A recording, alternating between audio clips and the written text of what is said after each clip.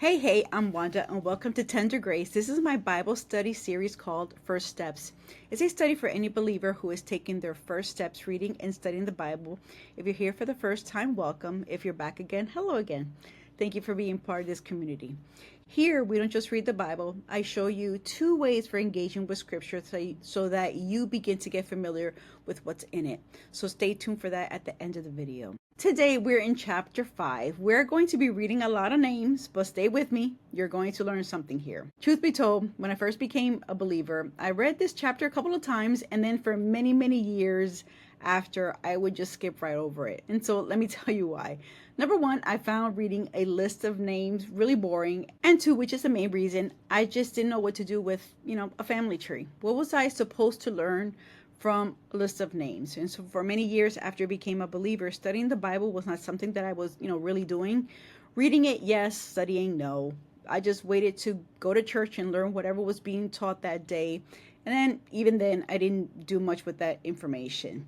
And so, of course, I didn't see the value in reading someone else's family tree, even though I knew in my heart that, all parts of the Bible are important and they're there for a reason. But because I didn't know what I could learn from it, I would just skip right over it.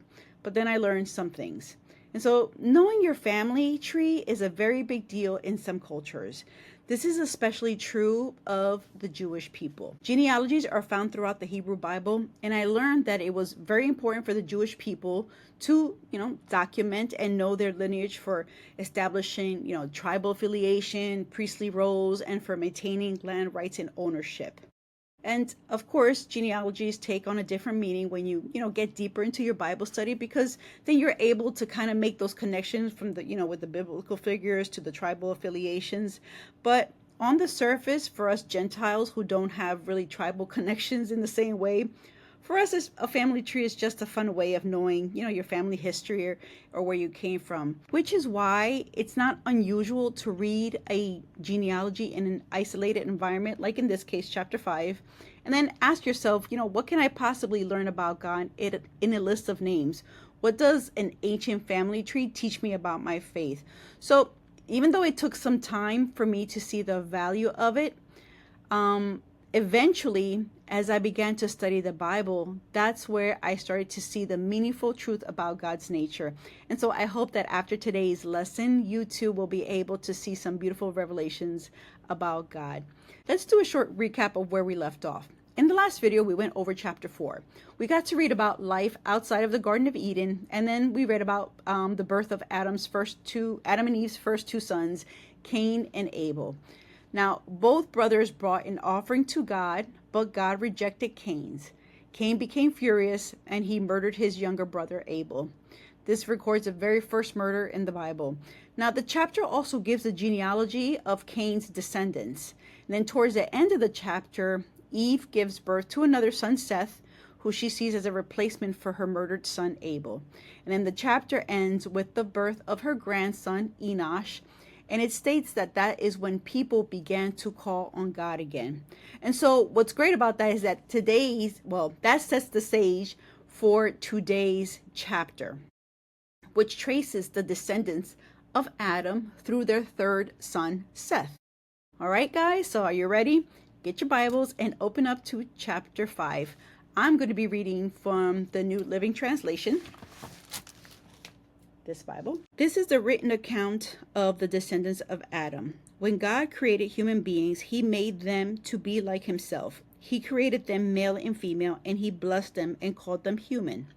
When Adam was 130 years old, he became the father of a son who was just like him, in his very image. He named his son Seth.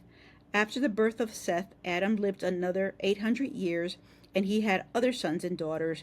Adam lived 930 years, and then he died. Verse 3 is an important verse, especially when we consider what happened with Cain and Abel. So I want you to just make note of it. In Genesis chapter 1, we learn that the first male and female were created in God's image and likeness. But when Adam and Eve sinned, that perfect image and likeness of God was damaged. Sin brought corruption and separation from God. So when verse 3 tells us that Adam became the father of a son just like him in his image, it signifies a shift All of Adam's children, Cain, Abel, Seth, and all of his grandchildren, and every descendant thereafter would inherit Adam's fallen nature, not the perfect image that God originally created. Now, this doesn't mean that human beings completely lost God's image. All human beings still bear the image of God to, some degree, but the fallen nature of Adam and Eve is what was transferred to all human beings, including you and me. What God had originally created was perfect. What we inherited as human beings is the fallen image of Adam. So when people say, oh, God made me this way, that's wrong. That's a wrong view of God's creation. Our sinful nature does not come from God. It comes from the fallen nature of Adam.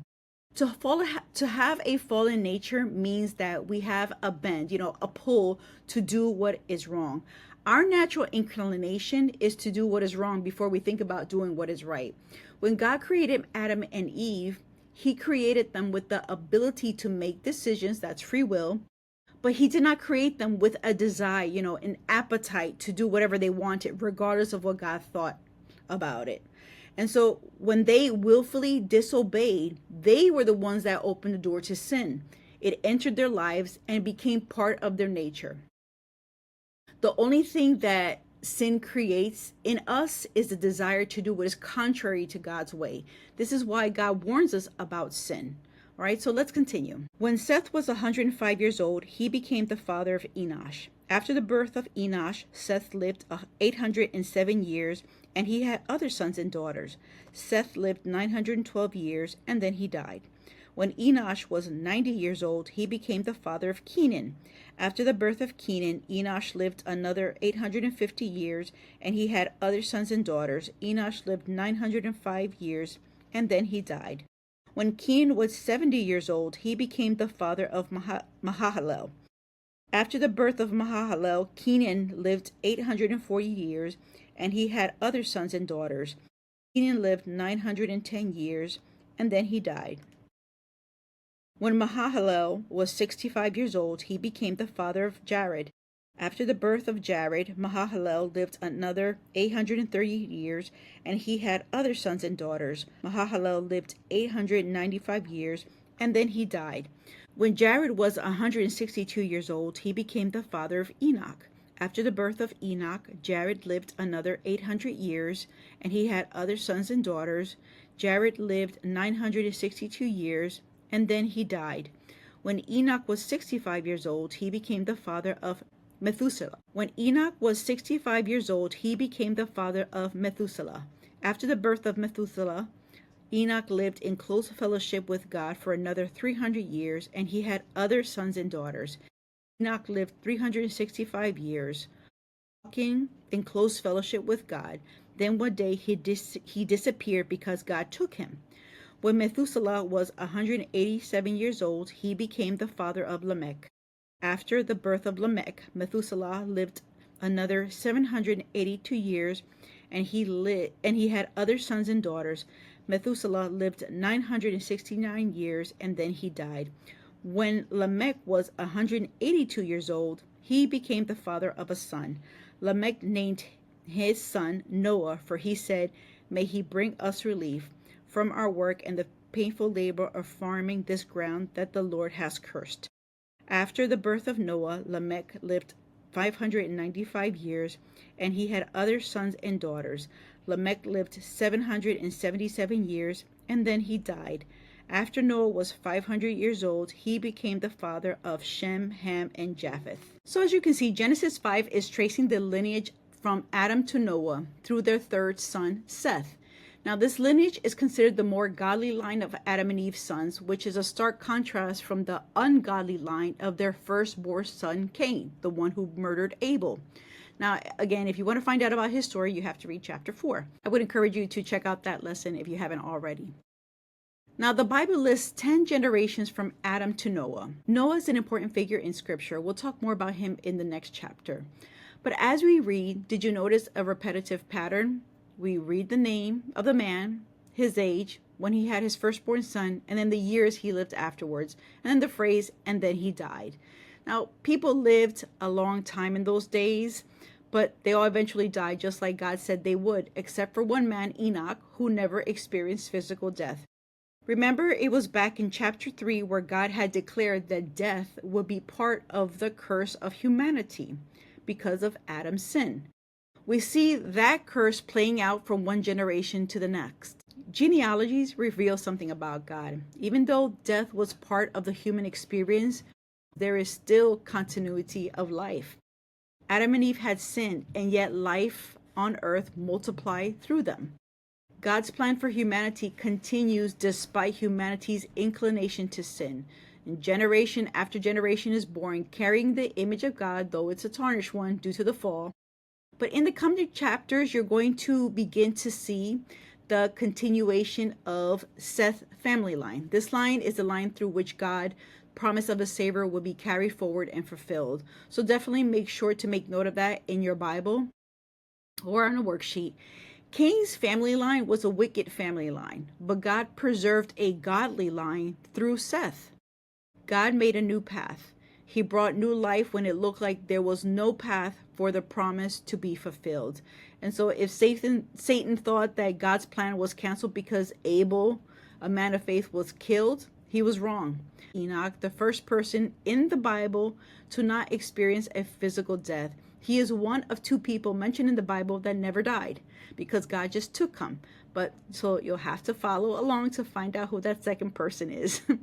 It says in verse 22 that Enoch lived in close fellowship with God for another 300 years, which tells us that he was a righteous, godly man that had a deep relationship with God. So much so that God, made an exception to the pattern of death. And then the chapter ends with the birth of Noah. His father Lamech, which is a different Lamech from the Lamech in Cain's descendant. Make a little notation of that in your Bible.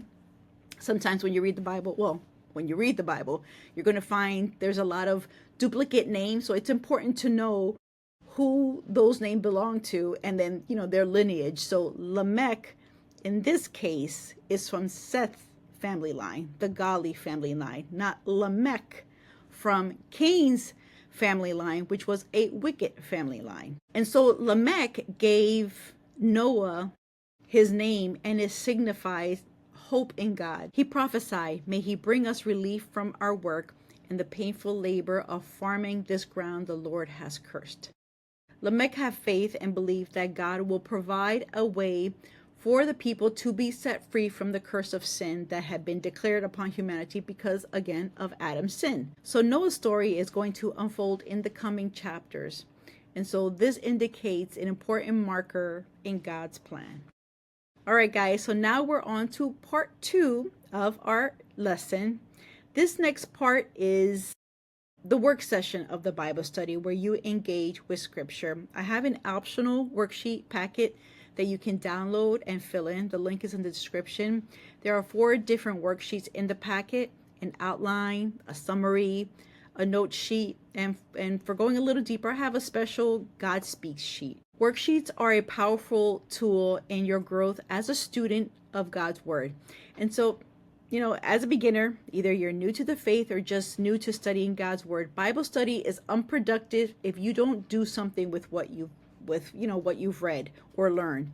When you read the Bible for the sake of reading it, but you don't learn from it or apply it to your life as a Christian will at best be mediocre, and nothing is really going to change. So just know that you don't have to do what I suggest, but at least do something with what we just read. Do something with this chapter. In this series, First Steps, I give you 2 different options to help you engage with scripture. One is a note-taking approach, and the other is a focused search for those who want to go a little bit deeper without feeling lost.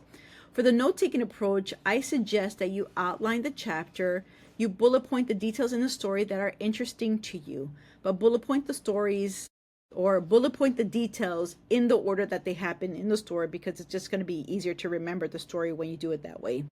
Now, the outline can be as basic or as detailed as you want it to be. Every person's outline will look different because, different things stand out to different people. And so here's an example of a basic outline and a simple outline with extra details. When I first started outlining different chapters, I started off very basic, which which is a basic example that you have. And then as I continue to study the other chapters, I realized that I wanted to remember some of the extra details. And so there, you see, the outline with much more detail. I even have an in-depth outline, which I'm not going to bother showing you because I don't want to overwhelm you, but you can actually detail every single fact that is told in each chapter. And what's really great about doing an outline for each chapter is that it helps you create, short snapshots of each story that are more personal to you, and it's going to help you keep track of the different stories from chapter to chapter. Now, a second way to engage for those who want to go a little bit deeper is a focus search. You go back over the chapter and you highlight with an erasable highlighter in case you make a mistake all the verses where God is speaking directly to someone. I encourage you to look for verses that have the words, God said or God asked. Then on the worksheet titled God Speaks, you can either, literally write down all those verses, or you can make reference to them. And then I want you to write what you believe it reveals about God's character, nature, or will. You're asking yourself, what is God revealing about himself, his nature, or his will when he said this? This exercise is about pulling directly from the story so that you learn about God's character and nature for yourself. Now, for this specific chapter, you're going to be able to create an outline, but highlighting the verses where God speaks is something that we can do because God doesn't actually speak directly to anyone like he did when he spoke to Adam, Eve, and Cain. However, we can still learn something about God's nature and his will. Here are the characters' traits that I wrote down. I wrote down that he was sovereign. God is still in control. He is sovereign over life and death.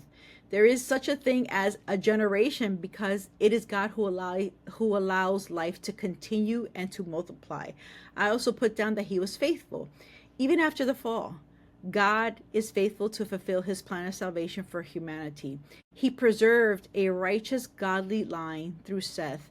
And the last thing that I put down was that he was relational. The story of Enoch reveals to us that God wants to have a close personal relationship with people.